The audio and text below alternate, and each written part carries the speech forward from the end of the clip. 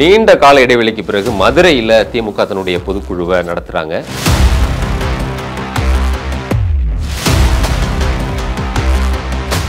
இந்த பொதுக்குழுவில் மூக்க அழகிரி கலந்துக்க போறார் அப்படிங்கிறது தான் ஒரு ஹாட் டாபிக்கா இருக்கு.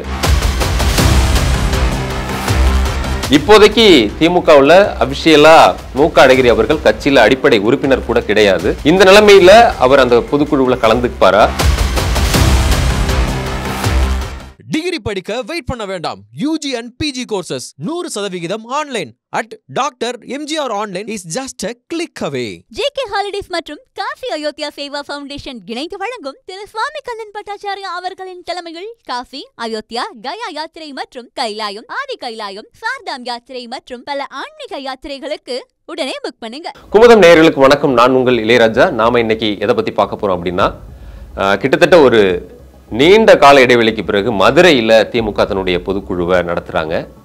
ஏன் பொதுக்குழுவை திமுக இந்த முறை மதுரையில் நடத்துறாங்க அப்படிங்கிறத பற்றியும், இந்த பொதுக்குழுவில் மூக்க அழகிரி கலந்துக்க போறார் அப்படிங்கிறது தான் ஒரு ஹாட் டாபிக்கா இருக்கு. இப்போதைக்கு திமுகவில் அபிஷியலா மூக்க அழகிரி அவர்கள் கட்சியில் அடிப்படை உறுப்பினர் கூட கிடையாது.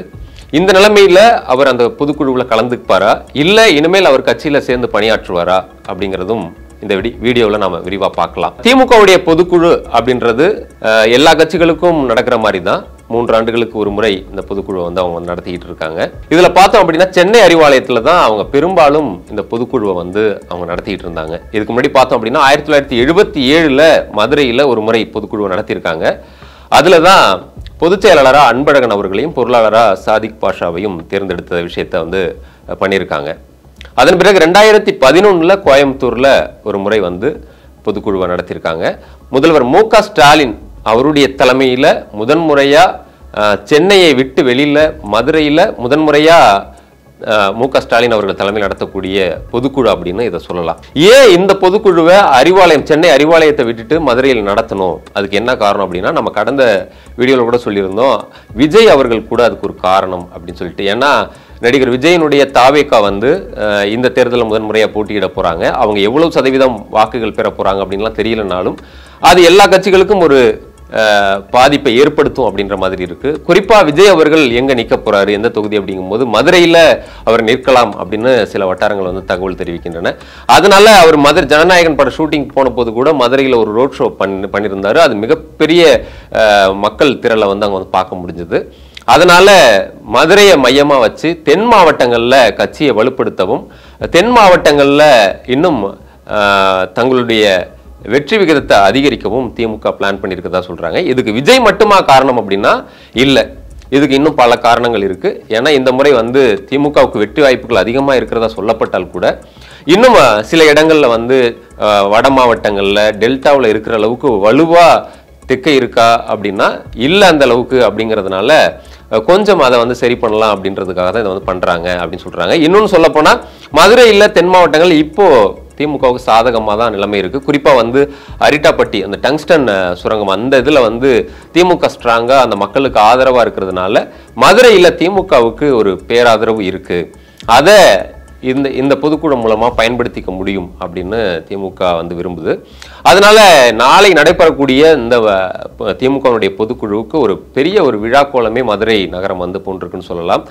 கிட்டத்தட்ட இந்த பொதுக்குழுவில் வந்து 3000 பொதுக்குழு உறுப்பினர்கள், அது சார்ந்து இன்னும் கட்சி நிர்வாகிகள்னு சொல்லி ஒரு 10,000 பேர் கிட்டத்தட்ட இதுல வந்து கலந்துக்க இருக்காங்க.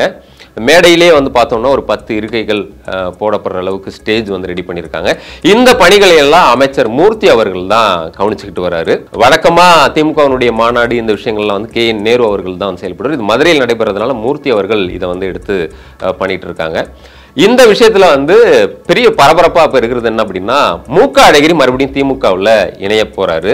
மூக்க அழகிரினுடைய அரசியல் மறுபடியும் தொடங்க போகுது. ஸ்டாலின் அவர்களுக்கு தன்னுடைய தம்பிக்கு தளபதியா இருந்து கட்சியில வழிநடத்த போறாரா அப்படிங்கிறதும் கேள்விக்குறியா இருக்கு. இதை கிட்டத்தட்ட உறுதி செய்யற மாதிரி இரு தினங்களுக்கு முன்பு வந்து மூக்க அழகிரி அவர்கள் ஒரு வீடியோ வெளியிட்டிருந்தாரு. அந்த வீடியோவில் என்ன அப்படின்னா, முன்னாள் மதுரையினுடைய முன்னாள் மேயர் முத்து அவர்களுக்கு தன்னுடைய தம்பி முதல்வர் ஸ்டாலின் அவர்கள் சிலை திறக்கிறது குறித்து ஒரு வீடியோ விட்டிருந்தார். அது தன்னுடைய தம்பி முதல்வர் ஸ்டாலின் அவர் பெருமிதமாக தெரிவித்தது வந்து இதுக்கு முன்னாடி மு.க. ஸ்டாலின் மீது இருந்த எந்த ஒரு கசப்பும் அவருக்கு இப்போதைக்கு இல்லை அப்படிங்கிறது வந்து புரியுது. ஆரம்ப காலத்தில் அண்ணா காலத்திலிருந்து அவர் திமுகவில் இருந்தவரை திமுகவை ஒரு பலம் பொருந்த கட்சியாக மதுரையில் உருவாக்கியவர் அண்ணன் முன்னாள் மேயர் முத்தண்ணன் அவர்கள். அதை என்றுமே என்னால் மறக்க முடியாது. அவருக்கும் எனக்கும் அதிக தொடர்பு இல்லாமல் இருந்தாலும் அவருடைய உழைப்பு என்ன என்பது எனக்கு நன்றாக தெரியும். அவருடைய சிலையை இந்த நேரத்தில் என்னுடைய தம்பி முதலமைச்சர் ஸ்டாலின் அவர்கள் திறந்து வைப்பதில் நான் மிகுந்த மகிழ்ச்சி அடைகிறேன். அது மட்டும் இல்லாம அவருக்கும் வயசாயிடுச்சு. இதுக்கு மேல கட்சியையும் ஆட்சியையும் தம்பி ஸ்டாலின் அவர்கள் நல்லா வழி நடத்துறதுனால நம்ம அதுக்கு உறுதுணையா இருந்துட்டு போயிடுவோம் அப்படின்ற மனநிலைக்கு அவர் வந்துட்டு தான் சொல்றாங்க. இப்போ கொங்கு மண்டலம் அப்படின்னா அங்க வந்து செந்தில் பாலாஜி ஒரு முக்கியமான கள வீரரா இருக்காரு.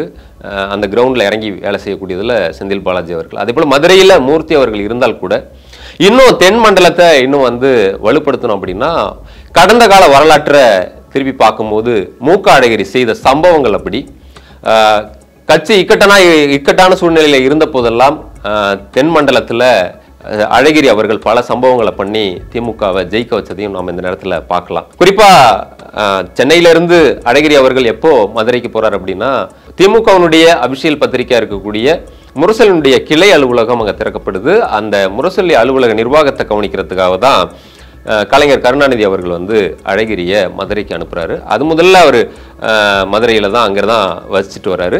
அவர் நேரடியா திமுகவுல அப்போதைக்கு வரல அப்படின்னா கூட அப்போல இருந்தே திமுகவுல அழகிரி அவர்களுடைய அரசியல் பிரவேசம் ஆரம்பிச்சிடுச்சு அப்படின்னு தான் சொல்லணும்.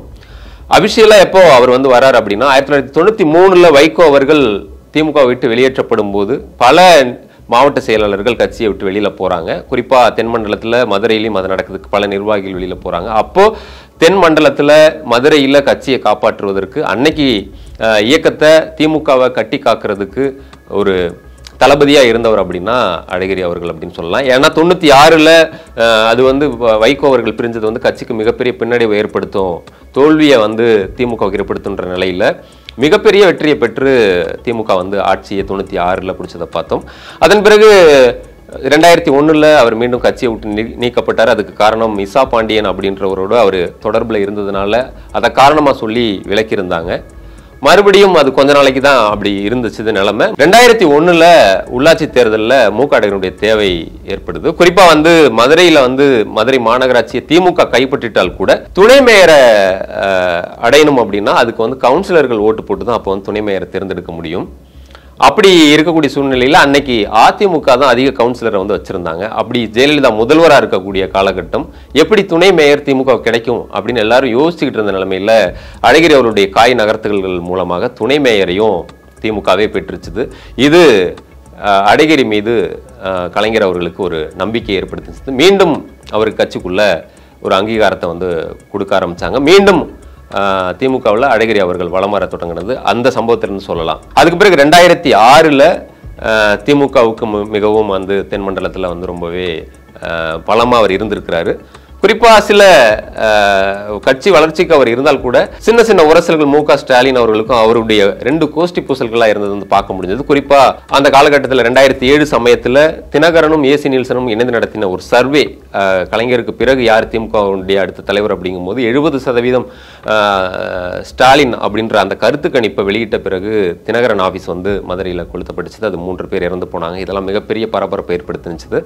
அதையெல்லாம் தாண்டி 2009ல் மு.க. அழகிரி அவர்களுக்கு வந்து நாடாளுமன்ற தேர்தலுக்குள்ள மதுரை தொகுதி சீட்டு வழங்கப்பட்டுச்சு. அவர் கிட்டத்தட்ட அவருடைய கட்டுப்பாட்டில் அன்னைக்கு 10 தொகுதிகள் இருந்துச்சு. அதுல 9 தொகுதிகளை வெற்றி பெற்று கொடுத்தாரு. ஏன்னா அன்னைக்கு ஈழ போராட்டத்தில் மையமா வச்சு காங்கிரஸ் திமுக கூட்டணி தோத்துரும் தமிழகத்தில் இருந்த நிலைமையில கிட்டத்தட்ட பாண்டிச்சேரி தமிழ்நாடு சேர்த்து 28 தொகுதிகளை திமுக காங்கிரஸ் கூட்டணி வெற்றி பெற்றுச்சு. அதுல 9 தொகுதிகளை அழகிரி வென்று கொடுத்திருந்தாரு.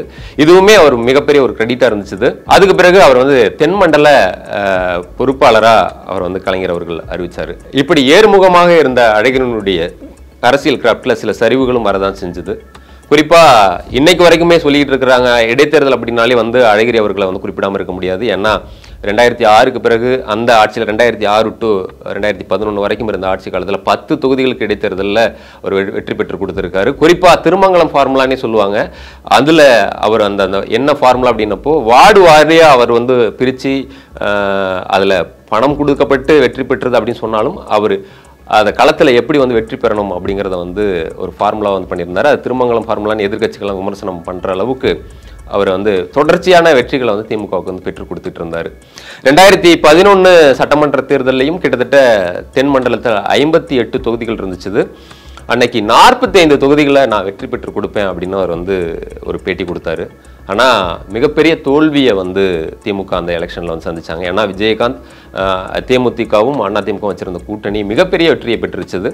அதனால அந்த 58 தொகுதியில் கிட்டத்தட்ட 9 தொகுதிகள் தான் திமுக வந்து தென் மண்டலத்தில் வந்து வெற்றி பெற்றாங்க.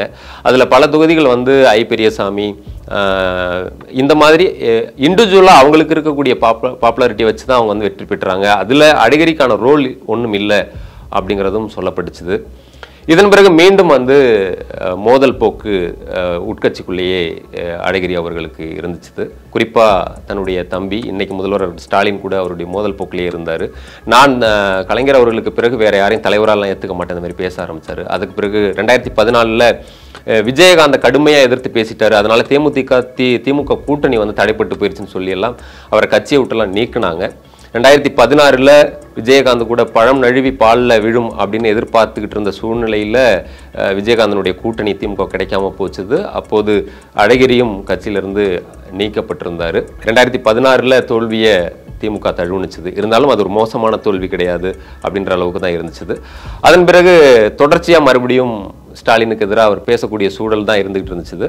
அதன் பிறகு கலைஞர் அவருடைய இறப்பு அந்த சமயத்தில் வந்து தன்னுடைய தம்பி ஸ்டாலினோட இணைஞ்சு அவர் அந்த இறுதி சடங்குகள் எல்லாம் வந்து பார்த்து ஒரு இணக்கமாக வந்துட்டார் அப்படின்ற சூழ்நிலையில் இல்லை கட்சி உடைய போது மறுபடியும் மூக அழகிரிக்கும் மூக ஸ்டாலினுக்கும் ஒரு போர் நடக்கும், ஒரு உட்கட்சி பிரச்சனை நடக்கும் அப்படின்ற மாதிரி எதிர்பார்த்தாங்க. ஏன்னா அந்த டைமில் வந்து அவர் திருவல்லிக்கேணியை நோக்கி, அதாவது மெரினாவில் இருக்கக்கூடிய கலைஞர் சமாதிக்கு ஒரு பேரணியை நடத்தினார். அதில் ஒரு பெரிய கூட்டம் வரும் அப்படின்னு எதிர்பார்த்துச்சு, வந்தாங்க. இருந்தாலும் எதிர்பார்த்த அளவுக்கு இல்லை. ஸோ அதன் பிறகு அவர் கொஞ்சம் சைலண்ட் மோடுக்கு போயிட்டார். இந்த சூழ்நிலையில் அவருடைய மகன் துரை தயாநிதி அவருடைய உடல்நிலையும் மோசமாக இருந்த காரணத்தினால அவர் அரசியல் பக்கம்லாம் வராமல் ரொம்பவே அமைதியாகவே இருந்துகிட்டு இருந்தார்.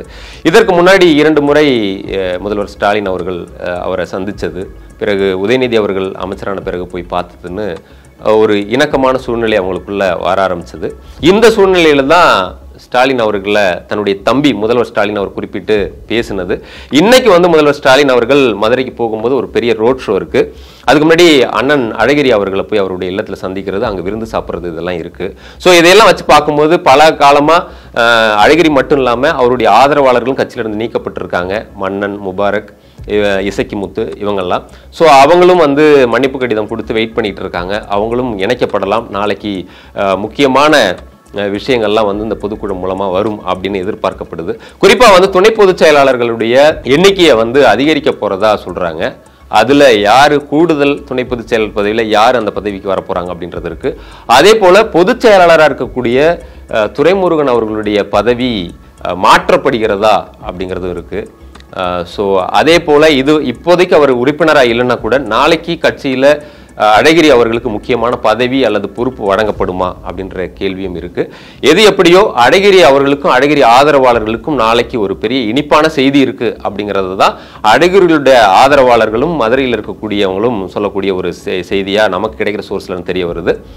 நாளைக்கு பொதுக்குழுல என்னெல்லாம் நடக்குது, நம்ம சொல்லக்கூடிய விஷயங்கள்லாம் நடக்குதா அப்படின்றத நாளைக்கு பொறுத்திருந்து பார்க்கலாம். டிகிரி படிக்க வெயிட் பண்ண வேண்டாம். UG and PG courses 100% online at Dr. MGR Online is just a click away.